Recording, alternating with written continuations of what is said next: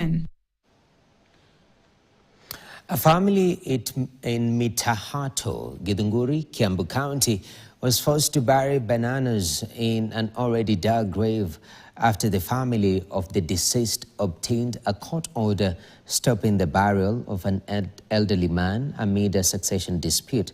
As KTN's Lennox Sengre now reports, the family wants the court to halt their succession process before the man is buried, arguing that the current succession arrangement should be reviewed to ensure all family members receive a fair share of the deceased property.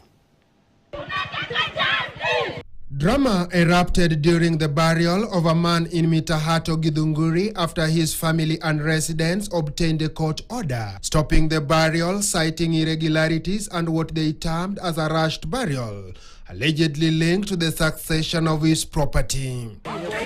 According to the family's lead counsel, the family wants the court to halt the succession process before the deceased is buried, arguing that the current process is one-sided and does not adequately represent the interest of other family members. The whole succession act should be relooked at because the properties have already been tampered with. We call that intermeddling, and intermeddling is an offense. It should completely be revoked, annulled, and if there is any letters of administration, they should be amended. The family claims that the ongoing succession tussle has pitted the deceased second wife against other family members, with some relatives accusing her of contributing to the dispute surrounding the family.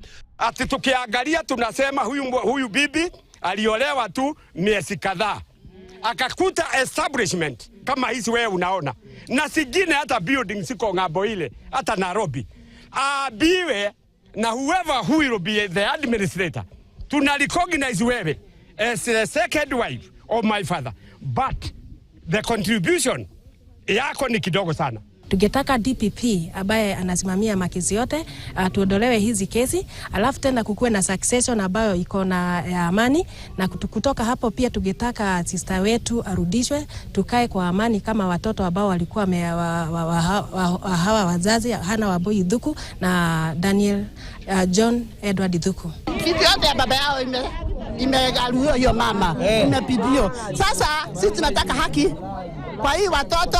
Meanwhile, the family was forced to fill the grave that had already been dug, planting banana trees inside it after the court order halted the burial. Lennox Sengre, KTN. Ahead in sports, National Women's Volleyball